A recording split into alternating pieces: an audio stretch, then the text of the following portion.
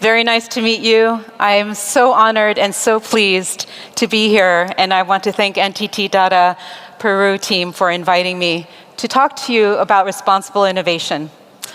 Responsible innovation is in our mission at NTT Data.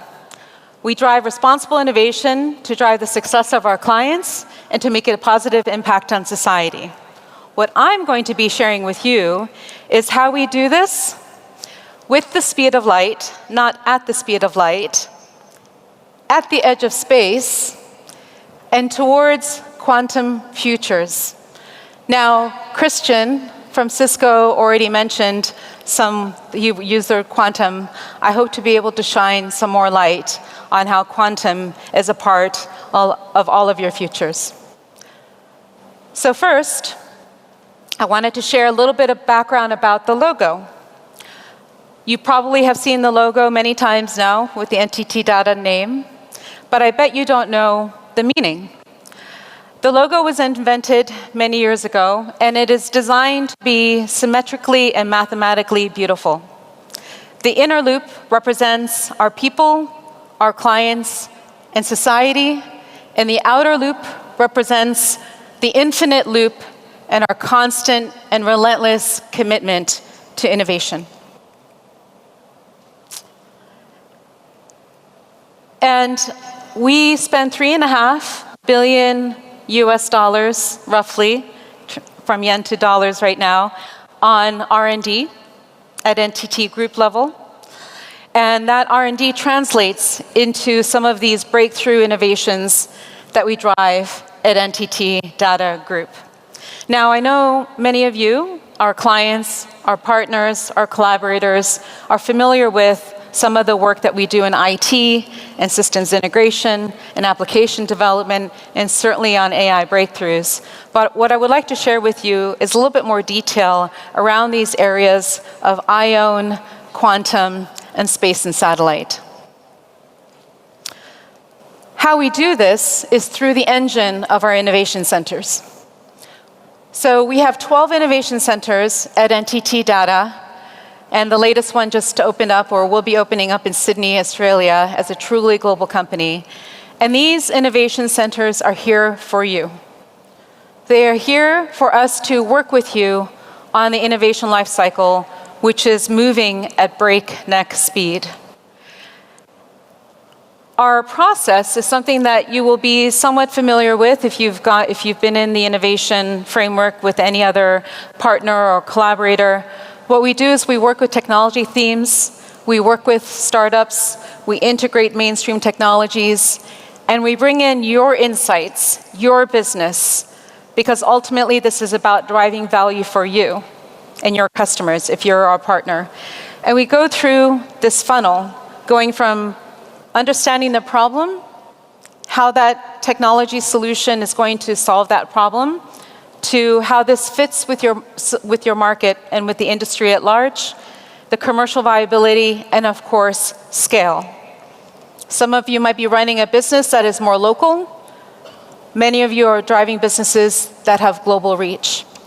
And as you can see on the bottom, some of those innovations that we invest in are translated and mapped to this innovation cycle, from things that are a little bit more emerging to things that are growth. And the idea is that over time, and next time you have somebody present to you on what our innovation center teams are working on, some of these will move over to the right, and we'll see some new areas of focus and innovation move through the cycle.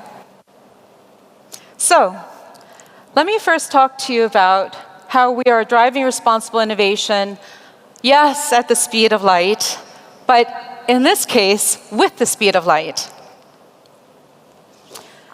And when we speak about light, we're talking about the particles of light, photonics, and the matter of light, photonics. And what you're going to hear, what we do at NTT Data that you may not have known, are how we're bringing this forward in the world of computing, the next generation of connectivity, compute, and quantum. But first, let's talk about ion. There is a black rectangle. The photonics went out in this particular rectangle right here, just so that the tech team is aware. So ION stands for Innovative Optical and Wireless Network. Now, ION is not an NTT product. Innovative Optical and Wireless Network is a movement that NTT is driving along with 180 or so other companies all around the world. But first, let me share with you a little bit about our roots at NTT, of how we embarked on this journey. We have a very long history around photonic technology innovation, from connectivity between stations within the compute infrastructure and moving to chip, as you will see in a moment. But we've been in the optical sector since the 1970s, because Nippon Telegraph Telephone, which is what NTT used to stand for, it no longer does, by the way. NTT is just NTT now, because we don't do telegraph, and telephone is less than 10% of our business. But we have been working steadily on how photonics is going to drive the next revolution. And the big breakthrough happened just over the past few years. What we did, and there's more photonic sensors that are going out on the screen, we started with demonstrating photonic interactions at the transistor level. Then an all-optical switch to an optical logical gate, and then a directly modulated laser. And this breakthrough was very exciting. Hold on, I need to. Now you know I'm not AI. Okay, so this breakthrough is what we published because we believed it was going to enable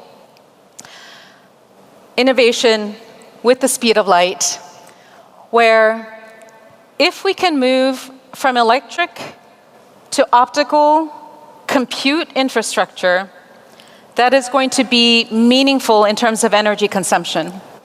Already there's a lot of concern, and many of you are managing this, that the future of AI is going to drive an incredible amount of energy consumed at the chip level. And so if we can move to a photonic infrastructure, move from electronic to photonic, so photonic to electronic convergence, and moving to an all-photonic network, what we might be able to yield is a roadmap that is showing optical connectivity between data centers, to between servers, to in the board, to chip, chip, chip. And this is a roadmap that's not 10 years away. This is something that NTT, with a number of other companies, with the ION Global Forum, are working on. And the ION Global Forum has hyperscalers, switch makers, universities, research centers, data center managers, all the entire ecosystem working on this roadmap. And we believe that we can, if we achieve this, when we achieve this, we can reduce the energy power by 100x. So 1/100th of the energy consumption. We can increase the data by 125x and reduce the latency 200x, all in one motion simultaneously. And the ION use cases that we're looking at with our clients and our partners across the ecosystem is about being able to have high availability of compute, to virtualize data centers, so being able to have smaller data centers, because remember, you can have higher throughput, lower latency of data, so have data centers that are running almost concurrently that don't have to be co-located, to being able to manage your smart factories of the future, which are going to be intensive on the compute level. So what does this mean for this region and for Peru? We're working across a number of different sectors, but I don't have much time on stage today. If you'd like to learn more about some of these other areas, please find me or send your client manager a note or your partner manager a note, and I'd be happy to sit down with them. But basically, what I wanted to share with you is, number one, in financial services. So in financial services, there is growing intense need for high availability, higher security, greater resilience, and better customer experience. And so we worked with this with MUFG, a huge Japanese bank, on demonstrating what IOWN could do with these distributed compute clusters, clusters that are dedicated to GPU, clusters that are dedicated to storage, and all being able to be synchronized with data centers that don't have to be in the middle of the city. They can be somewhere where you can get easy access to renewable energy. And so we worked on this, and we published a white paper about 2 years ago with MUFG that you can find online. And the other one that I wanted to bring up is remote operations.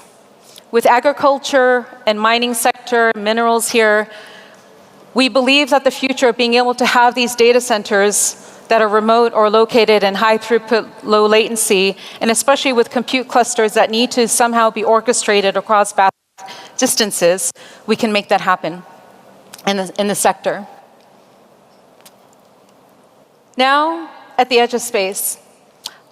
And just within the past month, space has become an even hotter topic. I've been in the space domain with NTT for some time now. Well, is it coming up? Not coming up yet. How many of you want to go to the moon, by the way? Just curious. Anybody want to go to the moon now that we've gone to the far side of the moon? Okay. So NTT, while we're figuring that out, NTT has been in the space domain since 1995. We launched a satellite telephony service that's only available in Japan called WideStar. And since then, NTT has been progressively investing in the space domain, working with Amazon Leo, which used to be called Project Kuiper, with Starlink. Is this coming back? Okay, thank you. So just to rewind for just a moment. So many of you know SpaceX is going for the close to $2 trillion IPO.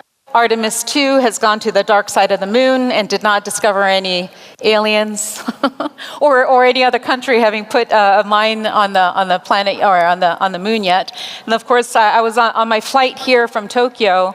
I saw a guy sitting next to me who was reading the book Project Hail Mary, but this is also a movie with Ryan Gosling that's very popular, that's out. And so going back to what NTT is doing, we have been working in this domain since 1995, and if we can just go through all the transitions, because I think this is now being managed manually.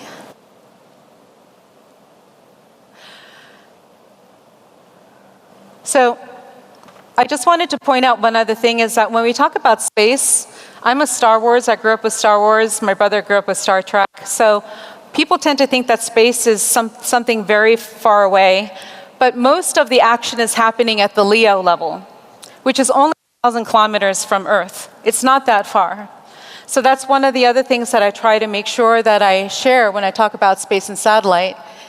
And what you can see here is NTT's investments across multiple areas in space, from Earth observation, which I'll mention in more detail in a moment, as well as connectivity on satellite to ground. We're working with Amazon Leo and Starlink. We're working on high-altitude platform systems, which are these devices that look like airplanes that are powered by solar. And we're working on optical communication in space. So the chip and compute innovations that we're driving with photonics, with the speed of light, is going from terrestrial to non-terrestrial.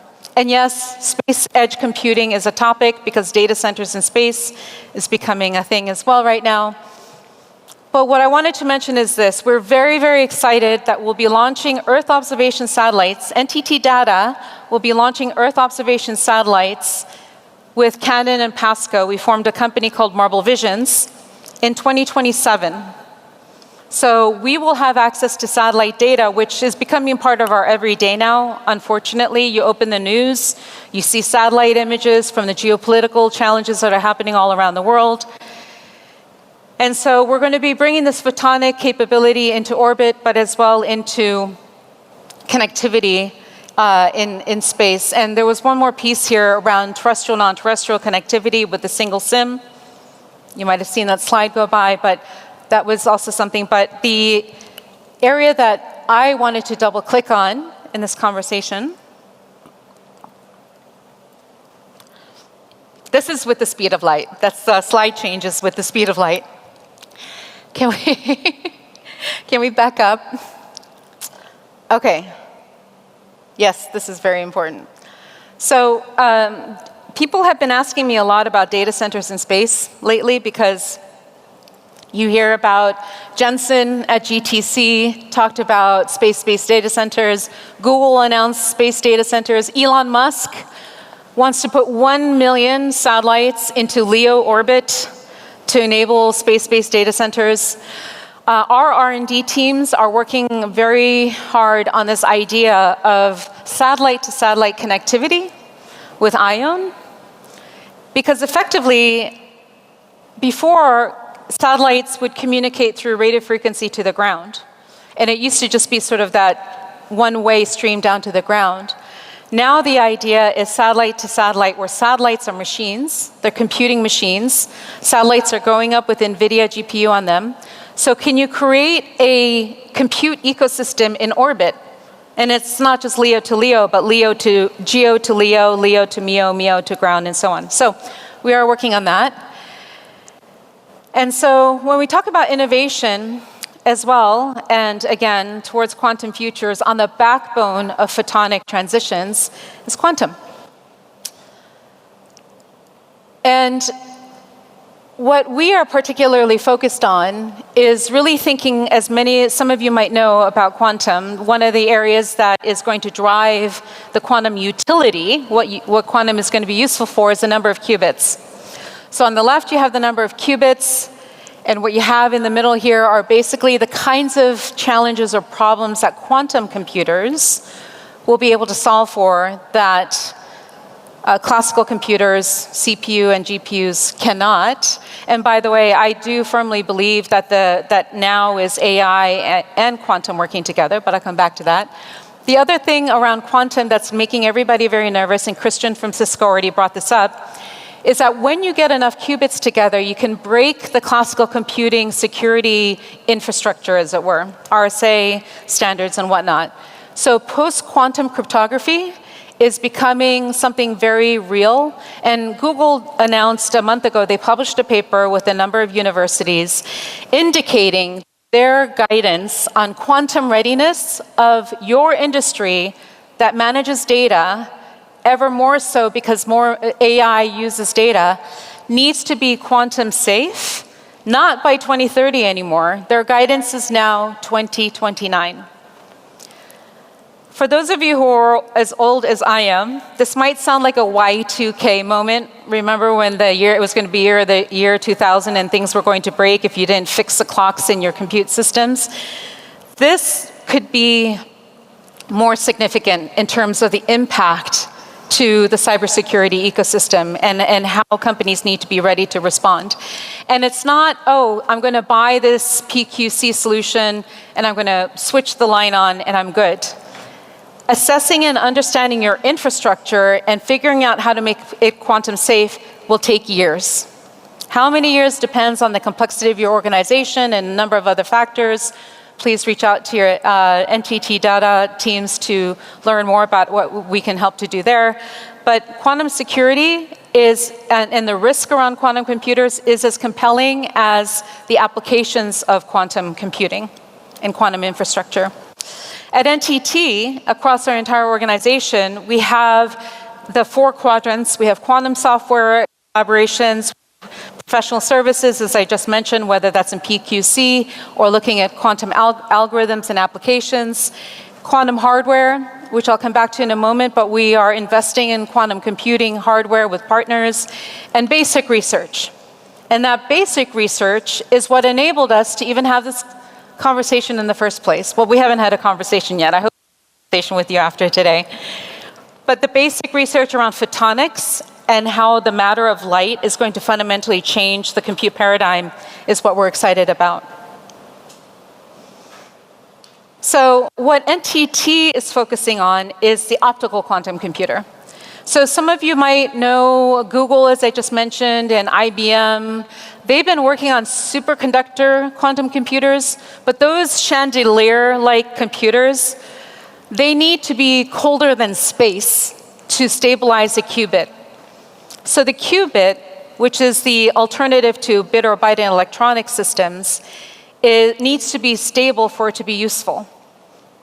And to be stable in a superconducting mode, it needs to be very cold. And we're already having challenges keeping data centers cool. NTT's vision is around optical quantum computing, which the infrastructure can operate more or less at room temperature.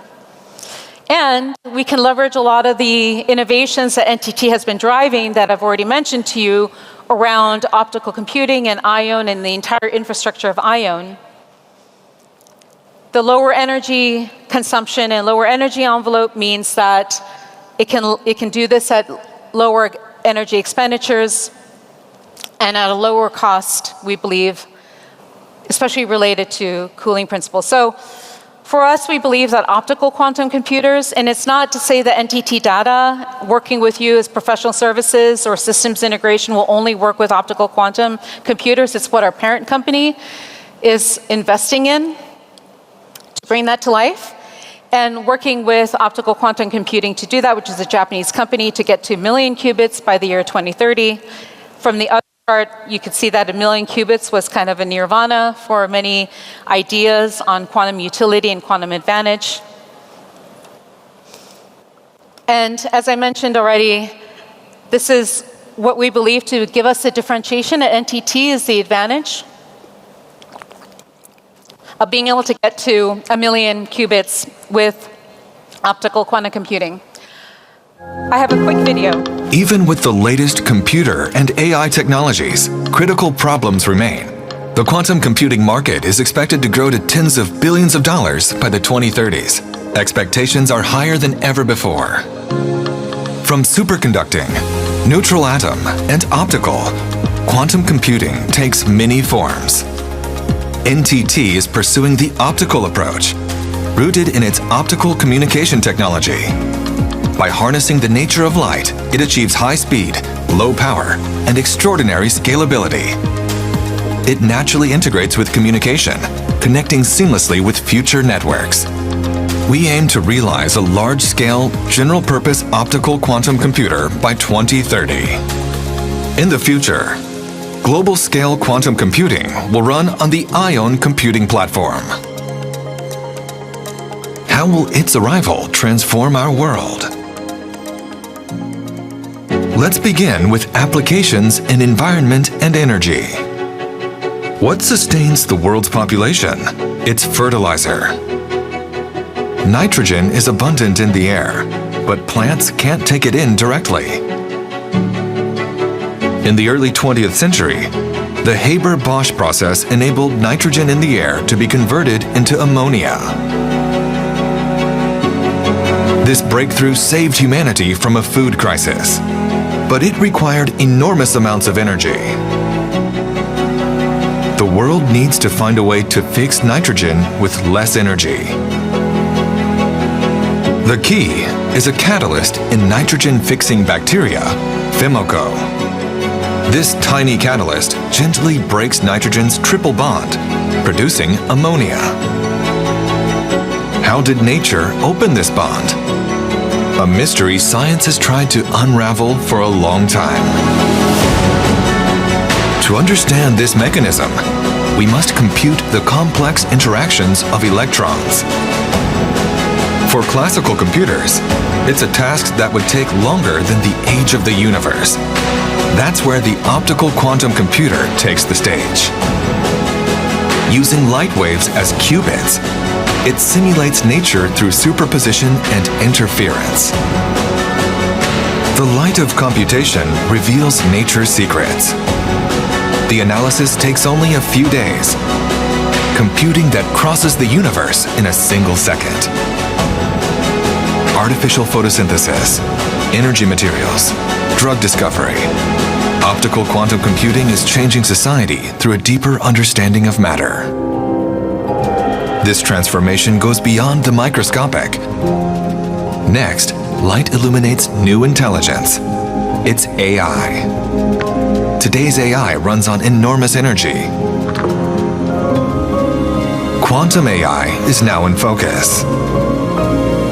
By harnessing light's superposition and interference, researchers are pursuing deeper learning with less energy. This evolution isn't one way. Quantum advances AI, and AI refines quantum, creating a feedback loop where intelligence resonates and accelerates. Quantum AI is beginning to grasp the hidden patterns within the world itself. Voices, gazes, heartbeats, emotions, countless unseen waves flow through society. Human and collective wisdom are connected by light. Resonating together, a new form of communication emerges. Connecting lights around the world. NTT is advancing the creation of quantum networks. Light feels, light thinks, light connects into a new future forged by optical quantum computers.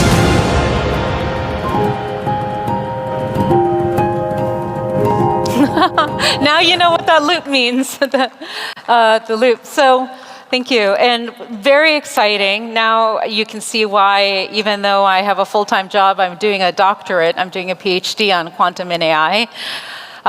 Please don't say congratulations. Please say that in 3 years' time when I hopefully get through my degree. But the use cases that we're looking at NTT Data right now around the applications. So I've talked about infrastructure, I've talked about security, I want to focus on applications, are optimization and planning, predominantly, forecasting, simulation, material design. And we do have a very local use case that I wanted to share with you, where we're very proud to have demonstrated some very compelling application of machine learning with quantum, with Kipu Quantum. We have the CEO, Enrique Solana of Kipu, with us here. So he's sitting there in the third row for anybody who would like to go talk to him. And he gifted me today this Kipu. Kipu is an original compute infrastructure that is from the ancient Andes. It was a data storage system, and it was a way of communicating information of transactions and the ways that people were engaging in commerce. And so thank you again, Enrique, for this beautiful gift. And how amazing to have Enrique, who is from Chile, leading one of the pioneering quantum computer companies. And I think we're going to hear about a partnership that NTT Data has forged with Kipu Quantum, but I don't want to take the thunder or the lightning, so I'll let that come out in the way that it will. But we worked with Kipu with Komatsu. Komatsu creates these heavy industrial equipment, and what we did with Kipu was demonstrate that by using quantum computing algorithmic solutioning, we could demonstrate better ability to predict failure in these systems.